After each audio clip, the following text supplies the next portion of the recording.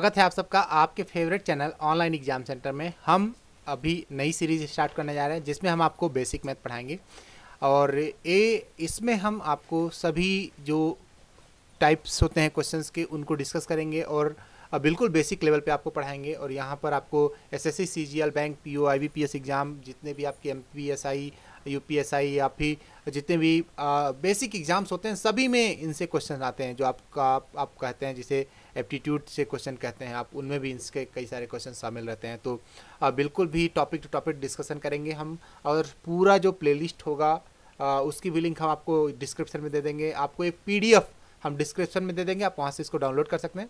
और साथ में आप जैसे ही पीडीएफ डाउनलोड करेंगे, आप जैसे आप क्लिक करेंगे किसी भी लोगो पे, तो आप हमारे उस चैनल से यहाँ से जुड़ सकते हैं, आप हमसे संपर्क भी कर सकते हैं। तो बहुत मज़ा आएगा पढ़ने में। चलिए स्टार्ट करते हैं आज का वीडियो। और आपको क्या करना है, आप जनरली पीडीएफ अपने पास हमेशा रख नहीं पाते हैं, तो आपको अपनी बनानी है नोटबुक और आपको उसमें जैसे हम यहाँ पर आपको पढ़ाएंगे वैसे ही आपको लिख लेना है। वीडियोस की जो सीरीज़ है हिंदी में होगी। मैं जनरली हिंदी में कम पढ़ाता हूँ, फिर भी वो आपके बहुत काम आएगा, ठीक है। तो चलिए स्टार्ट करते हैं फिर से। टाइप 1, यहाँ पर हम औसत की बात करें तो टाइप 1 हम यहाँ पर डिस्कस करेंगे, बट उसके पहले जान लें औसत क्या होता है। औसत के बारे में आपके पास जो सामान्य जानकारी है सभी के पास होगी कि औसत हम बोलते हैं जब जो टोटल जो आंकड़े होते हैं उनका जब हम योग करते हैं तो उसको हम डिवाइड करते हैं पूरे आंकड़ों की संख्या से, तो हम उसको औसत बोलते हैं। औसत का प्रैक्टिकल मीनिंग क्या होता है, मान लीजिए जैसे कि 3 भाई बहन हैं, सपोज़ मान लीजिए कि आप ए है और बी है और सी है। ए के पास मान लीजिए 10 रुपये हैं और बी के पास मान लीजिए 12 रुपये हैं और सी के पास मान लीजिए 14 रुपये हैं। तो इसमें से अगर पूछें कि बताओ कि एवरेज अगर हम मिलाएं तो तीनों के पास कितने रुपए हैं, तो यहाँ पर क्या करेंगे, या तो सभी को इक्वल डिस्ट्रीब्यूशन करें। एवरेज का मतलब भी होता है इक्वल डिस्ट्रीब्यूशन। यहाँ पर जो आप इन सब को अगर ऐड करेंगे तो आप इस तरीके से कर सकते हैं 10 + 12 + 14 और आप इसको डिवाइड करेंगे 3 से, तो आपका इसका आंसर मिल जाएगा। तो आप इसको जब सॉल्व करेंगे तो आपका हो गया 36 और इसको आप डिवाइड करेंगे 3 से, आपका आंसर आएगा 12। और आप ध्यान से देखिए, इसी को आप दूसरे तरीके से भी कर सकते हैं। तो यहाँ पे जो ये 14 है, इस 14 को आप 14 न लिख के अगर आप 12 लिखें, ये ऑलरेडी 12 है, इसका जो 2 है आप इसको दे दें तो ये हो गया, यानी average is an equal distribution. तो आपको इसको ध्यान रखना है। प्रैक्टिकली जब तक आप किसी चीज़ का मीनिंग नहीं समझेंगे तब तक आप क्वेश्चंस को नहीं समझ पाएंगे और उसके सॉल्यूशन को निकालना भी आपके लिए बहुत कठिन होगा। आपको फार्मूला रटने पे नहीं जाना है, आपको फार्मूला कैसे बनता है, कैसे यूज करते हैं उसके ऊपर आपको जाना है। क्योंकि जब हम आपको मैथ पढ़ाएंगे तो फार्मूले तो कई सारे हो जाएंगे और आपने कई सारी जगह पर देखा भी होगा कि हर कोई नया नया फार्मूला बताता है, बट वो उतना कारगर नहीं होता है। तो सबसे पहले हम आते हैं टाइप 1 टाइप के क्वेश्चन से। इसमें सिर्फ कुछ संख्याओं के औसत से संबंधित सवाल होते हैं, बट ज़्यादातर क्वेश्चंस ऐसे आते हैं और इन्हीं में से क्वेश्चंस आते हैं। चलिए क्वेश्चंस का टाइप देख लेते हैं। जैसे सबसे पहला सिंपल है कि 1 से 19 तक की संख्याओं का औसत क्या होगा, यानी 19 तो जस्ट एक यहाँ पर एग्जाम्पल है और आप से कुछ भी पूछा जा सकता है। 1 से 200 पूछा जा सकता है, 1 से 1000 पूछा जा सकता है कंटिन्यूएशन में, यानी कोई गैप नहीं होगा। 1 से स्टार्ट हुआ और 1 2 3 4 करके ऐसे चला जाएगा, तो क्या औसत होगा। तो इसका एक फार्मूला है यहाँ पे, इसका औसत होगा n+1 / 2। बट मैं इसको सजेस्ट करूँगा कि आप इसको ना याद करें। इसको अगर याद हो जाता है तो अच्छी बात है, नहीं तो याद करने की कोशिश नहीं कीजिए। आपको सम का अगर फार्मूला पता होता है, मतलब अगर आप योग जानते हैं कि प्रथम जो 100 प्राकृतिक संख्याएं या 19 प्राकृतिक संख्याएं हैं उनका योग कितना होगा, तो उसका आपके पास एक फार्मूला होगा जिसमें आप इस तरीके से भी आप कर सकते थे, n/2 यहाँ पे 2a + n-1 × d। इस तरीके का भी आप कुछ प्रोसेस निकालते थे सम निकालने के लिए, ठीक है। और या फिर आप n/2 यहाँ पर a + l, आप इस तरीके से भी आप इसको यूज करते थे। इसको आप यूज कर सकते हैं। और इस टाइम में जब आप इसको डिवाइड करेंगे किसी पर्टिकुलर नंबर से, तो आपको यहाँ पर फिर से जो टोटल नंबर ऑफ टर्म्स हैं उससे आपको डिवाइड करना होगा। मान लीजिए n है तो n से डिवाइड करना पड़ेगा और n कैंसिल हो जाता है। और ये सब जाने दीजिए। अगर आपको ये भी नहीं आता तो आपको ये आता होगा कि फर्स्ट n नेचुरल नंबर्स का जो सम होता है n × n+1 / 2, n × n+1 / 2। वो ये जो वैल्यू आई है ये भी इसी फार्मूले से आती है, ठीक है। और यहाँ पर ये तो हो गया सम, दिस इज सम, और हम इसको डिवाइड करेंगे जो टोटल नंबर है जो टोटल नंबर है, टोटल नंबर यहाँ पे कितना है n, जब n से डिवाइड करेंगे तो n कैंसिल हो जाएगा, तब हमारा वैल्यू निकल के आता है n+1 divided by 2, n+1 divided by 2, यही हो जाता है एवरेज। आप यहाँ पर जैसे 1 से 19 तक का दिया हुआ है, तो यहाँ पर n की वैल्यू क्या होगी, n यहाँ पर 19 हो जाएगा, तो एवरेज क्या हो जाएगा 19 + 1/2 यानी 20/2, यानी एवरेज हो जाएगा आपका 10। इस तरीके से एवरेज निकालते हैं, ठीक है। और बहुत ही आसान है, बहुत ही सिंपल है। आपको टोटल सम पता है, टोटल सम इतना होता है, आप उसको n से डिवाइड करेंगे तो भी आपकी वैल्यू मिल जाएगी। अब आते हैं नेक्स्ट पे, प्रथम 5 सम संख्याओं का औसत निकालो। प्रथम 5 सम संख्याओं का औसत। अब प्रथम 5 सम संख्याएं कौन कौन सी हो जाएंगी, 2, 4, 6, 8 और 10, ये हो गई आपकी प्रथम 5 सम संख्याएं, ठीक है। सिर्फ सम संख्याओं के बारे में पूछ रहा है और इसका औसत निकालने को बोल रहा है। तो इसका भी बहुत सुंदर एक बेहतरीन फार्मूला है, और वो फार्मूला है n+1। ये आपको सीधे क्या कर लेना है, n+1। n क्या है, n 5 है, n 5 है। जितनी सम संख्याओं को बोलता है तो आपको इस तरीके से फाइंड आउट कर लेना है, n+1 सीधा सीधा है। और अगर विषम संख्याओं का बोलता है तो अब तो कोई दिक्कत ही नहीं है, तब n ही आपका आंसर होगा। आप नोट कर लीजिए कि जो मान लीजिए बोलता है कि प्रथम 19 विषम संख्याओं का औसत निकालिए, तो उसकी वैल्यू भी कितनी होगी, उसकी वैल्यू भी 19 ही हो जाएगी। अगर बोलता है कि प्रथम 20 सम संख्याओं का औसत निकालिए, तो उसका जो वैल्यू हो जाएगा वो हो जाएगा 20 + 1 यानी टोटल 21 हो जाएगा। इस तरीके से आपको याद रखना है। यानी फर्स्ट 5 जो होती हैं सम संख्याएं, उनका औसत, फर्स्ट 5 ही नहीं, फर्स्ट 6, फर्स्ट 7 जितनी भी हों सम संख्याएं हैं, तो उसमें आपको 1 ऐड करना पड़ेगा। और अगर विषम संख्याएं हैं तो उनमें आपको यहाँ पर सेम वैल्यू ही आपको मिल जाएगी। बट याद रखिएगा कि 1 से स्टार्ट होना चाहिए अगर विषम संख्याएं हैं तो, और 2 से स्टार्ट होना चाहिए अगर सम संख्याएं हैं तो। यानी जो भी काउंटिंग है आपकी स्टार्टिंग से शुरू होनी चाहिए। यहाँ पर विषम संख्याओं की बात करें तो हम आपको प्रूफ भी करके दिखाते हैं। मान लीजिए 1 है, 3 है, 5 है, और यहाँ पर आपका 7 है, और यहाँ पर आपका एक आपका आ जाता है 9 भी। ये आपकी प्रथम जो 5 विषम संख्याएं हैं, अभी इनका औसत चेक करते हैं तो कितना हो जाता है। ध्यान से देखिए, 9 1 10 हो गया, हम टोटल सम निकालने जा रहे हैं, और 7 3 भी 10 हो गया, तो 2 10 और 10 20 हो गए, और 20 5 25, यानी टोटल वैल्यू कितनी आ गई, 25 आ गई सम। और इसको हम डिवाइड किससे करेंगे, टोटल संख्याओं से। टोटल संख्याएं कितनी है, 1 2 3 4 5, तो 5 से डिवाइड किए तो वैल्यू कितनी आई, वैल्यू आ गई 5, यानी इनका औसत भी आ गया हमारा 5। तो ओवरऑल जो आपको ध्यान देना है वो आपको ध्यान ये देना है कि यहाँ पर जो वैल्यू है विषम संख्याओं में सेम उतनी ही होगी, और सम संख्याओं में एक औसत बढ़ जाएगा, ठीक है। और ये भी आता है इसी फार्मूले से, यहाँ पर आप इसको ध्यान से देख सकते हैं। ये PDF आपको एज सच लिखा हुआ मिल जाएगा, आप इसको कॉपी में भी नोट कर सकते हैं, और सारी चीज़ें आपको लिख के एक्सप्लेन की गई हैं। और आगे चलते हैं इसमें क्वेश्चन नंबर 3 में। जैसे कि कुछ ऐसे प्रश्न होते हैं जिसमें कॉमन गैप होता है, जैसे यहाँ पर आप देखिए 5 3 8 हो गया, 8 3 11, 11 3 14, 14 3 17, इस तरीके से करके 47 तक, और पूछ रहा है कि इसका औसत क्या होगा, what will be the average of this. तो इस कंडीशन में आपको क्या करना है, गैप कॉमन होना चाहिए, स्टार्टिंग कहाँ से उससे मतलब नहीं है। तो ऐसे केस में आपको पहली संख्या फाइंड आउट करनी है और आखिरी संख्या फाइंड आउट करनी है, दोनों को जोड़ देना है 5 + 47, और उसको करना है 2 से डिवाइड, तो आपका आंसर आ जाएगा। आप यहाँ पे देख सकते हैं, यहाँ पे फार्मूला है प्रथम संख्या प्लस अंतिम संख्या डिवाइडेड बाई 2, तो आपको ये मिल जाएगा, आंसर हो जाएगा आपका 52/2 करेंगे तो आपका आ जाएगा 26, और इस तरीके से आपका आंसर यहाँ पे निकल जाएगा। This will be the answer for your question.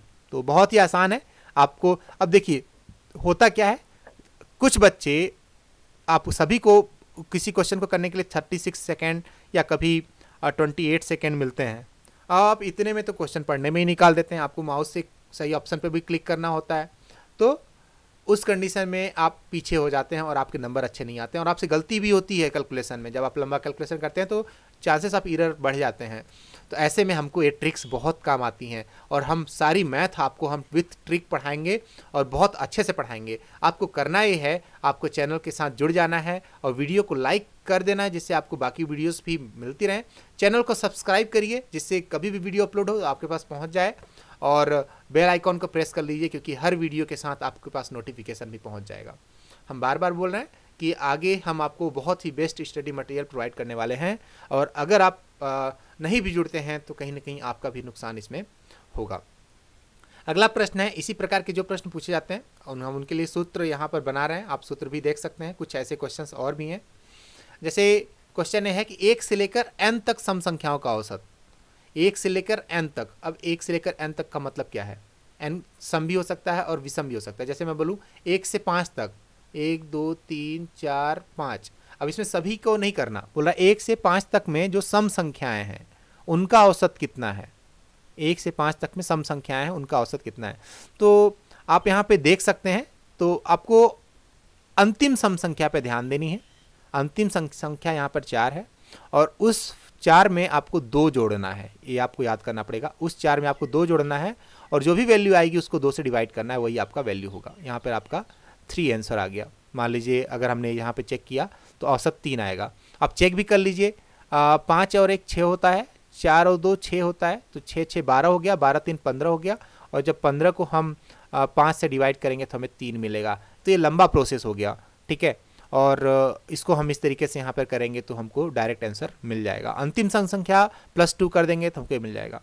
और अगर अंतिम सम संख्या विषम है, अगर सॉरी सम है, सपोज पहले में सम था, मैंने विषम ले लिया था, विषम है तो भी हम सम संख्या को देखेंगे और अगर सम है तो भी हम सम संख्या को देखेंगे।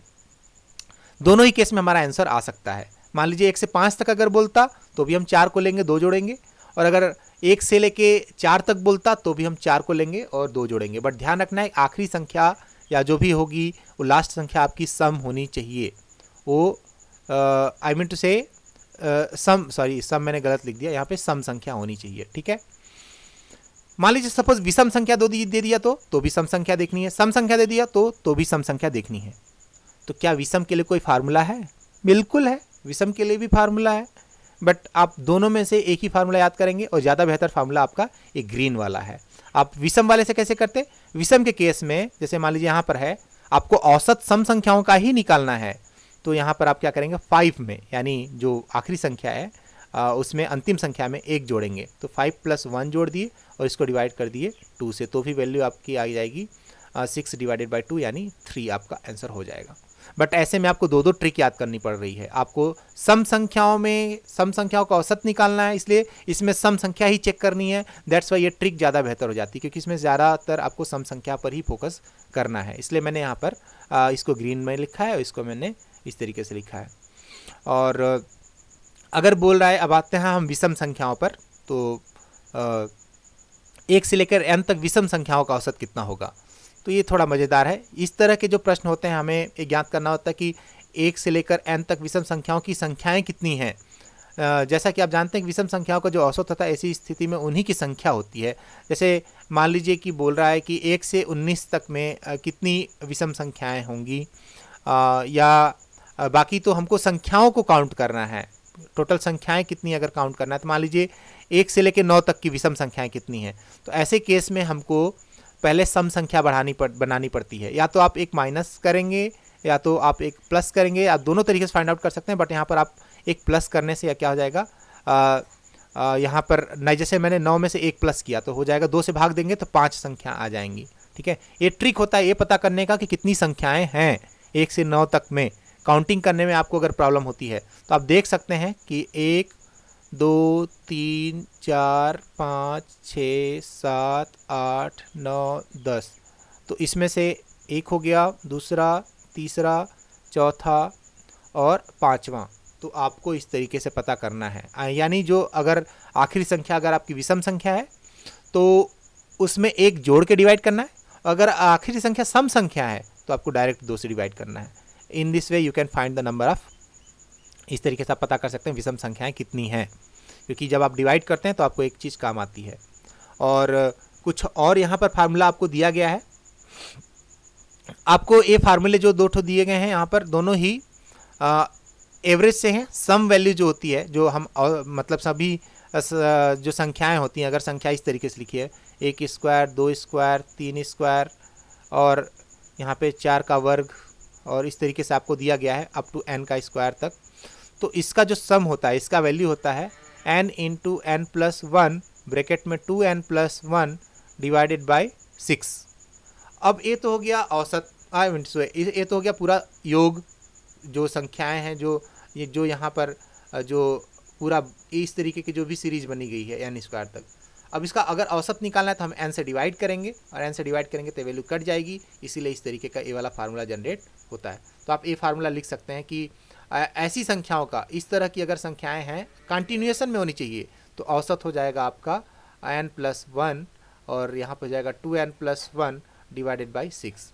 आपको वैसे इसको नहीं याद करना होता, आपको जो पहला योग वाला फार्मूला होता है वो याद करना होता है, और वहाँ से ये चीज़ निकल के आ जाती है।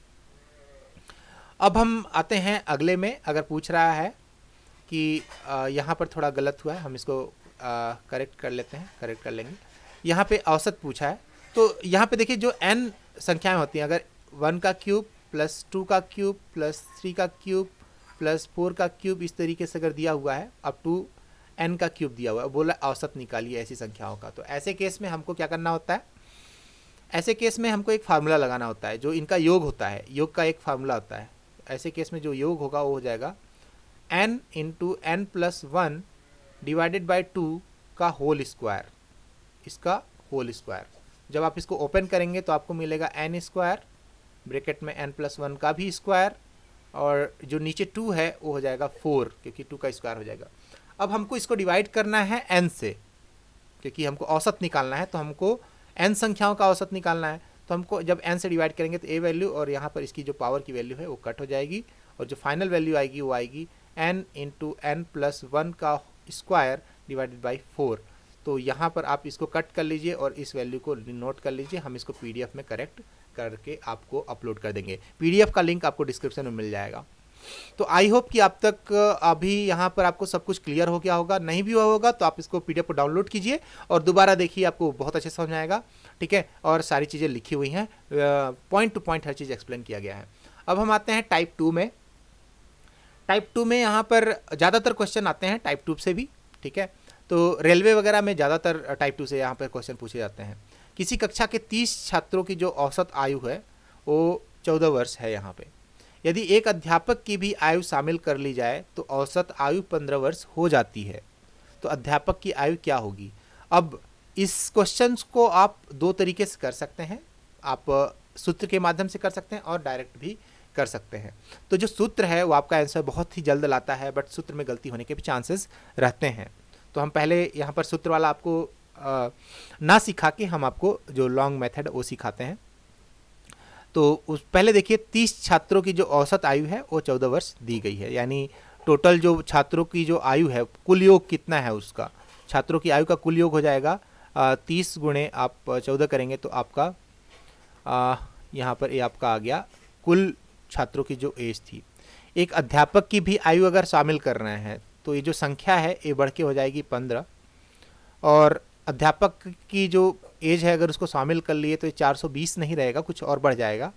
और ये बोल रहा है सॉरी यहाँ पे इनकी संख्या एवरेज तो बढ़ा ही, एक 15 हो गया, और यहाँ पर जो छात्रों की संख्या है, आई मीन टू से टोटल जो संख्या टीचर को मिला के वो हो जाएगी आपकी 31। तो आप इसको भी वैल्यू फाइंड आउट करेंगे। जब आप इसको मल्टीप्लाई करेंगे तो आपको यहाँ पर वैल्यू मिल जाएगी 465। इस तरीके से नई वैल्यू मिल जाएगी। ये जो एवरेज था 14 से 15 हो गया, और जो संख्याएं थी वो हो गई 31। आप इस तरीके से कैलकुलेट करेंगे तो 465 वैल्यू आ जाएगी। अब आप जब बाद का योग और पहले के योग को सब घटाएंगे तो आपको मिल जाएगा 465 में से आप जब 420 घटाएंगे तो आपको मिलेगा 45, यानी टीचर की जो एज थी वो 45 होगी। अब इसी चीज़ को ये देखिए थोड़ा लंबा हो गया और यहाँ पर टाइम टेकिंग भी हो गया, हम फटाफट आंसर ला सकते हैं। तो आपको एक फार्मूला याद रखना है। सबसे पहले नया औसत, हमको पता क्या करना है, वो जो नया व्यक्ति था, कोई भी नया व्यक्ति था या जो न्यू पर्सन था उसकी जो एज या उसकी वैल्यू कितनी है वो पता करना है। तो यहाँ पर नया एवरेज रहेगा, नया औसत रहेगा। सदस्यों की पुरानी संख्या और औसत में वृद्धि। तो नया औसत क्या है? नया औसत बोल रहा है 15 वर्ष हो गई, तो हमने 15 रख लिया। सदस्यों की पुरानी संख्या कितनी थी? 30 थी, और वृद्धि कितनी हुई? 14 से 15 हुआ है, यानी 1 की वृद्धि हुई है। हमको यहाँ पर इसको इस तरीके से जोड़ देना है। तो आप देखिए 15 + 30 आप जब करेंगे तो आपका आंसर आ जाएगा 45। बहुत ही अच्छा फार्मूला है, आपको नोट कर लेना है और हमेशा याद रखना है। और डेफिनेटली ये क्वेश्चंस ऐसे हैं जो आपको हर एग्ज़ाम में +2 मार्क्स +3 मार्क्स फटाफट 10 सेकेंड भी नहीं लगते आपको दे के निकल जाते हैं। और अगर आप नहीं करते हैं तो यही क्वेश्चन आपके 10 मिनट भी खा जाते हैं। 10 सेकेंड और 10 मिनट बहुत ज़्यादा डिफरेंस है। आपको चूज़ करना है कि 10 सेकेंड आप में करना चाहते हैं या 10 मिनट में करना चाहते हैं। और अगर गलत होता है तो निगेटिव मार्किंग अलग से आपके पीछे नहीं छोड़ती है। तो बहुत ही ध्यान से करना है और इसको इस तरीके से क्वेश्चन लगाते जाना है। 4 व्यक्तियों का औसत वजन 3 किलोग्राम बढ़ जाता है यदि 120 किलोग्राम वजन वाला व्यक्ति के स्थान पर किसी और व्यक्ति को शामिल कर लिया जाता है। ध्यान से देखिएगा, क्वेश्चन पढ़िए। 4 व्यक्तियों का औसत वजन कितना है? 3 किलोग्राम बढ़ जाता है। 3 किलोग्राम बढ़ जाता है, ठीक है। यदि 120 किलोग्राम वजन वाले व्यक्ति के स्थान पर किसी और व्यक्ति को शामिल कर लिया जाता है तो, ठीक है।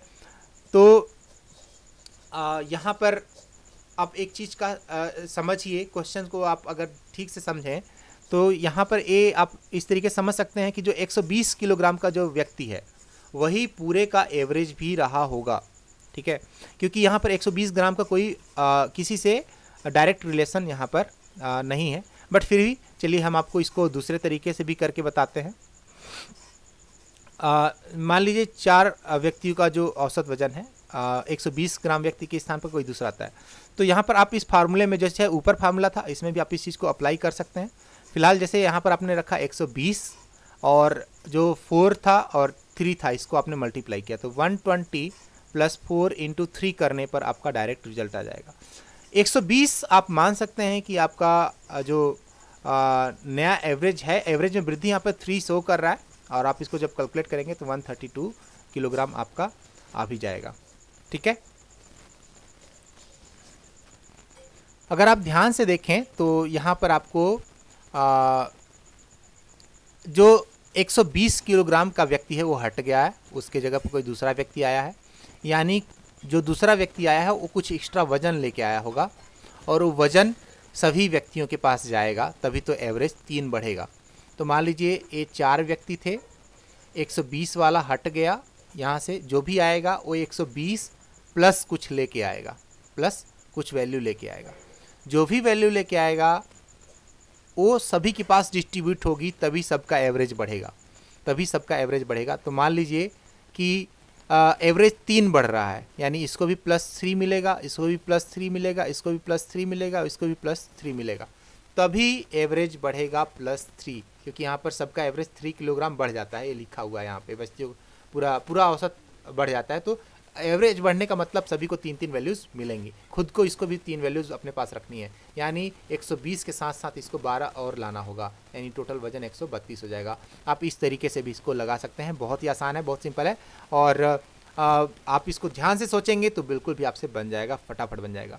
अब यहाँ पे एक और ट्रिक है जो कि इस टाइप से क्वेश्चन पूछे जाते हैं कि मान लीजिए कोई डिस्टेंस है और उस डिस्टेंस को 2 स्पीड से कोई व्यक्ति तय करता है। कुछ डिस्टेंस को यहाँ पर x की दूरी की x किलोमीटर प्रति घंटा की रफ्तार से और तथा उसी दूरी को y किलोमीटर प्रति घंटा की रफ्तार से वापस आता है। x की रफ्तार से जाता है, y की रफ्तार से आता है, इस तरीके से। तो पूछेगा औसत चाल क्या होगी, तो औसत चाल निकालने का फार्मूला होता है यहाँ पे, फार्मूला होता है 2xy 2 × xy upon x + y। ये फार्मूला भी आपको याद रखना है, ठीक है। और अगला है, अगर 3 अलग अलग रफ्तार से अगर कवर करता है तो उस कंडीशन में हो जाएगा 3xyz और divided by xy + yz + zx, ठीक है। आपकी ए भी हो जाएगी यहाँ पर जो एवरेज वैल्यू हो जाएगी, यहाँ पर आपको इस तरीके से निकालना है। तो याद करने का ट्रिक कैसे है, जब 2 होगी तो यहाँ पे 2 लिखना है, जब 3 होगी तो यहाँ पे 3 लिखना है। तो ऊपर प्रोडक्ट होगा और नीचे यहाँ पर सम होगा, और यहाँ पर अगर 3 हो गए तो यहाँ पे 2 का मल्टीप्लाई करके फिर सम होगा। आसान है, बट आप जब इसको कैलकुलेट करेंगे तब आपसे ये चीज़ अच्छे से बनेगी। औसत रफ्तार क्या होती है मैं बता दूं, जो कुल दूरी होती है, जो कुल आप जो डिस्टेंस ट्रेवल करते हैं, जो पूरा जो दूरी होती है उसको जब आप डिवाइड करते हैं टोटल टाइम से, टोटल डिस्टेंस को आप जब डिवाइड करते हैं टोटल टाइम से, तब आपको मिलता है आपका जो औसत चाल होती है वो प्राप्त होती है। कुल दूरी को डिवाइड करते हैं कुल समय से। अब आते हैं अगले टाइप के क्वेश्चन में। 3 लड़कों की औसत आयु 15 है और यदि उनकी औसत आयु के अनुपात इस तरीके से हैं तो सबसे छोटे लड़के की अनुपात क्या होंगी। जो अनुपात वाले क्वेश्चन होते हैं उसमें आपको ऐसा सपोज करना है कि मान लेते हैं कि कॉमन फैक्टर है, तभी तो अनुपात निकला है, तो आपको सबको मान लेना है कॉमन फैक्टर x है, तो एज क्या हो जाएगी छोटे वाले की 3x, उसकी बड़े वाले की 5x और उसके बड़े वाले की 7x हो जाएगी। और इनका एवरेज हम जब सम करके एवरेज करेंगे यानी 3 से डिवाइड करेंगे तो एवरेज कितना हो जाएगा 15, जो कि इस क्वेश्चन में दिया हुआ है। इधर का जो 3 है उधर जाएगा तो मल्टीप्लाई हो जाएगा और ऊपर का सम आप करेंगे तो हो जाएगा 15x और ये हो जाएगा 15 × 3। आपको जल्दी गुणा भाग नहीं करना है जब, क्योंकि मैथ में कटने वाले चांसेस ज़्यादा होते हैं। मैं आपको ये भी सजेशन दे दूँ तो आपको क्या करना है 15 × 3, इधर का 15 जाएगा उधर डिवाइड होगा कटेगा तो यहाँ पर x की वैल्यू आ गई 3। तो क्या ये आंसर है? नहीं। आपसे पूछा है कि सबसे छोटे लड़के की आयु क्या होगी, तो सबसे छोटे लड़के की आयु निकालना है तो 3 × 3 करेंगे तो आपका क्या हो जाएगा 9। तो इस तरीके से आपका आंसर यहाँ पर बन जाएगा। ठीक है। अब क्वेश्चन में ये बात ध्यान रखिएगा कि आपसे पूछा क्या जा रहा है, क्योंकि बड़े बच्चे की जो आयु हो जाएगी वो 21 हो जाएगी और इसकी बीच वाले की 15 हो जाएगी और इसके सबसे नीचे वाले की 9 हो जाएगी। तो आपसे किसका पूछा है आपको ध्यान में रखना है। अगला प्रश्न है कि एक कक्षा के 40 छात्रों द्वारा प्राप्त अंकों का औसत 86 है। 40 छात्र थे तो उनके औसत कितने थे 86, तो कुल कितने उनके अंक आ गए यहाँ पर आप इस तरीके से देख सकते हैं। सबसे पहले हम सभी अंकों की योग को निकालेंगे। यदि 5 सर्वाधिक अंकों को निकाल दिया जाए, यानी जो भी सबसे अधिक नंबर है 5 उनको निकाल देते हैं, कोई भी 5 सबसे अधिक जो हैं उनको निकाल दिया जाता है तो औसत 1 अंक कम हो जाता है। तो जो 5 छात्र बाहर गए हैं उनके अंकों का औसत बताइए। तो पहले हम औसत को 1 कम करते हैं और 5 छात्रों को निकाल भी देते हैं। तो औसत को 1 कम किए तो देखिए हो गया 86 से 85 और 5 छात्रों को निकाल दिए तो हो गया 35। और जब हम इसको गुणा करेंगे तो हमें एक वैल्यू मिल गई। अब ये वैल्यू किसकी है? 5 छात्र जब चले गए और औसत भी एक डाउन हो गया तो जो नई वैल्यू है अंकों की वो इतनी आ गई। पुरानी वैल्यू जो थी टोटल बच्चों की इतनी थी। तो गायब जो हुआ वो 5 बच्चे गायब हुए, अपना नंबर लेके गायब हुए। तो वो नंबर कैसे पता चलेगा? तो पुरानी वैल्यू में से अभी वाली वैल्यू घटा देंगे तो हमको नया वैल्यू मिल जाएगा। मतलब ये उन 5 बच्चों की है, इन 5 बच्चों की जो मार्क्स हैं, अंक हैं, वो यहाँ पर हैं। अब पूछ रहा है इसका औसत क्या है? 5 से भाग दे दो, आपको इसका औसत मिल जाएगा, क्योंकि ये 5 बच्चों के नंबर का योग है। ठीक है, बहुत सिंपल है। ठीक है, आपको इसको ध्यान में रखना है। और अगला प्रश्न है कि 4 बहनों की औसत आयु 7 वर्ष है। ठीक है, 4 बहनें थीं और जो 4 बहनों की औसत आयु है वो 7 वर्ष है। ठीक है, यानी टोटल जो उनकी एज है चारों बहनों की वो कितनी है? टोटल एज है 28। अब बोला यदि माँ की आयु को शामिल कर दिया जाए, माँ की आयु को शामिल कर दिया जाए तो औसत आयु 6 वर्ष बढ़ जाती है। तो माँ की आयु क्या है? आप इसको फार्मूले से भी लगा सकते हैं। तो मान लीजिए माँ की आयु को हमने इसमें शामिल कर दिया, आप x मान सकते हैं माँ की आयु को, तो 28 + x किए। अब इस बार आप 4 बहनें थीं बट एक माँ भी आ गई तो यहाँ पर आप 5 से डिवाइड करेंगे और बोल रहा कि औसत आयु 6 वर्ष बढ़ जाती है। यानी पहले 7 वर्ष थी, अब 6 वर्ष बढ़ गई तो कितनी हो गई? 7 × 6 13 वर्ष हो गई, यानी नया औसत 13 आ गया। अब आप जब इस इक्वेशन को सॉल्व करेंगे तो आपको उसकी वैल्यू मिल जाएगी। तो 28 + x कितना हो जाएगा? 65। और यहाँ पे x की वैल्यू आप जब निकालेंगे तो 65 - 28 आपकी ये वैल्यू आ जाएगी। और आप जब इसको फाइंड आउट करेंगे तो आपको माँ की जो एज है वो 37 वर्ष आ गई। और इसको करने का एक आसान सवाल तरीका भी था जो फार्मूले का है, जिसको आप कर सकते हैं। ठीक है, फार्मूला है, आप यहाँ पे देख सकते हैं नया औसत। तो नया औसत क्या था? 13, क्योंकि 7 साल पहले थी, 6 साल औसत बढ़ गई तो नया औसत 13 है। सदस्यों की पुरानी संख्या कितनी? 4 बहनें थी। और औसत में वृद्धि कितनी हुई? तो पहले 7 था, औसत 6 बढ़ा तो 6 यहाँ पर हमने लिख दिया। तो आप देखिए, आप जब कैलकुलेट करेंगे तो आपको फिर से 37 यहाँ पर आंसर मिल जाएगा। ठीक है, तो बहुत ही अच्छा है। आपके ऊपर डिपेंड करता है कि आप इसके थ्रू जाना चाहते हैं या इसके थ्रू। अच्छा, एक चीज़ और आप जानिए कि जब तक आप प्रैक्टिस नहीं करेंगे तब तक आप इसके थ्रू नहीं जा सकते हैं। मैं चाहे कितना भी पढ़ा लूँ, आप कहीं से भी सीख लें, बट आपको इसको प्रैक्टिस करना पड़ेगा। और प्रैक्टिस के लिए हम आपको अपने डिस्क्रिप्शन में एक PDF दे देंगे। PDF हम बाद में इंक्लूड कर देंगे, उसमें आपको औसत के, एवरेज के कई सारे क्वेश्चंस मिल जाएंगे। ठीक है, हालांकि हो सकता है कि उसमें आंसर ना हो, बट आपको क्वेश्चंस मिल जाएंगे, आप उनको कैलकुलेट करके अपने आंसर को चेक भी कर सकते हैं। अगला प्रश्न है जो कि क्रिकेट से है, इससे भी क्वेश्चन बहुत ज़्यादा आता है कि क्रिकेट के एक खिलाड़ी का 10 पारियों का जो औसत था वो 11 जो औसत था कुछ औसत था, मतलब एक खिलाड़ी का 10 पारियों का कुछ औसत था। 11वीं पारी में उसने 108 रन बना दिए और उसकी औसत संख्या 6 बढ़ गई, तो उसकी औसत रन संख्या कितनी है? तो मैं पहले आपको ट्रिक से बताता हूँ, फार्मूले की जो ट्रिक है उससे मैं बताता हूँ। इस बार मैं थोड़ा चेंज करता हूँ प्रोसेस। तो मान लेते हैं कि उसकी औसत रन संख्या कितनी है, मतलब अभी जो फाइनल एवरेज है वो कितना है। तो हम जो ऊपर का जो आपका फार्मूला, इसी फार्मूले में हम रखते हैं नया औसत। तो मान लीजिए आखिरी रन जो उसने बनाए, यानी जो फाइनल रन बनाए उसने, वो वैल्यू कितनी थी, फाइनल रन या न्यू वैल्यू वो कितनी थी, equal to new average. New average मतलब जो नया एवरेज है, नया औसत है, प्लस जो पुराने जो व्यक्तियों की संख्या थी, पुराने मतलब व्यक्तियों की संख्या तो नहीं है, पुराने मैच की संख्या, तो यहाँ पे 10 है। और वृद्धि कितनी हुई, वृद्धि हुई 6 की वृद्धि हुई, तो हम यहाँ पे 6 लिख लेंगे। न्यू एवरेज हमको नहीं पता है, यही हमको निकालना है। बट फाइनल में रन कितना बनाया है हमको पता है, उसने 108 रन बनाए हैं, तो हम इसको x मान लेते हैं और यहाँ पे हो जाएगा 60। और आप जब इसको सॉल्व करेंगे तो आपको वैल्यू मिल जाएगी x इक्वल टू 108 माइनस 60। तो आप यहाँ पे इसको देख सकते हैं कि आपके 48 रन आ जाएंगे। इसको सॉल्व करने का दूसरा तरीका भी था कि पहले पता कीजिए कि उसने 10 पारी में लगभग कितने रन बनाए, नहीं पता हमको कितने बनाए उसने। 11वीं पारी में उसने 108 रन बनाए, तो उसकी औसत संख्या में 6 की वृद्धि हुई। कुछ इस तरीके से इसने लिखा हुआ है। मान लेते हैं जो पुराना औसत है वो x था, जब 10 मैचों का था तो हमने उसमें 10 का गुणा कर लिया, तो 10 मैचों के अंक आ गए। अब आखिरी मैच का अंक जोड़ देते हैं इसमें 108। अब इसको डिवाइड करेंगे 11 से, क्योंकि संख्या बढ़ गई, ये हो गई 10 और ये हो गई 11वीं संख्या। और जो नया औसत है वो बढ़ के हो गया कितना, x प्लस 6, क्योंकि पुराना औसत था x, नया औसत हो गया 6। तो आप इसको भी जब सॉल्व करेंगे तो भी आपका आंसर आ जाएगा। कई लोग इस मेथड से करते हैं, कई लोग इस मेथड से करते हैं, कई लोग इस मेथड से करते हैं। सबसे आसान, सबसे फास्ट मेथड फर्स्ट नंबर पे ए है, दूसरे नंबर पे आपकी ए है और तीसरे नंबर पे आपकी ए है। तो आप इसको समझ सकते हैं कि किस तरीके से आपको करना है, डिपेंड करता है आपके ऊपर।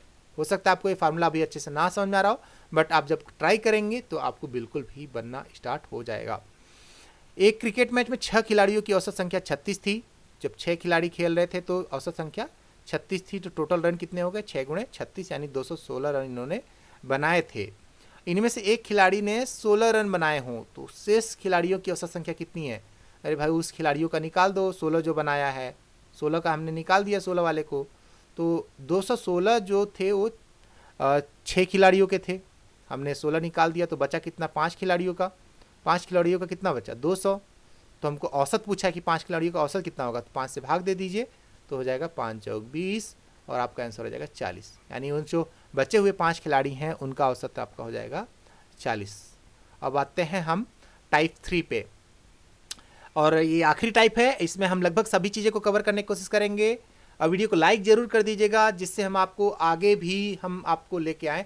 हिंदी में पहली बार हम पढ़ा रहे हैं तो शायद हमें थोड़ा उतना हम कंफर्टेबल नहीं है, but after 1-2 videos I will very much comfortable with you and आपको हम सारी चीज़ें बहुत बेहतरीन तरीके से समझाएंगे। और ये मैथ का बेसिक है और बाद में हम इसको इंग्लिश में भी लेके आएंगे, ठीक है। अब आते हैं टाइप 3 में। टाइप 3 में यहाँ पर जो क्वेश्चन है ध्यान से देखिए। किसी कक्षा के 30 छात्रों का जो औसत आयु है 14 वर्ष है।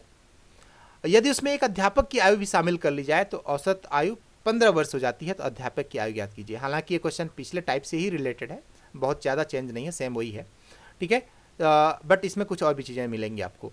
तो 30 छात्रों का औसत आयु, तो आप उसी फार्मूले को यूज कर सकते हैं। नया औसत क्या है, देखिए यहाँ क्या रहेगा, नई वैल्यू जो ऐड हो रही है। जैसे यहाँ पर नई वैल्यू किसकी है, टीचर की, जो शिक्षक है उसकी एज।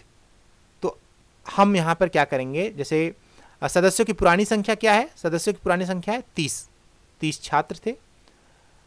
औसत आयु 14 वर्ष थी और नई औसत आयु 15 वर्ष हुई है। तो वृद्धि कितनी की हुई, 14 से 15 हुआ तो वृद्धि हुई है 1 की, हमने यहाँ लिख लिया औसत आयु में वृद्धि।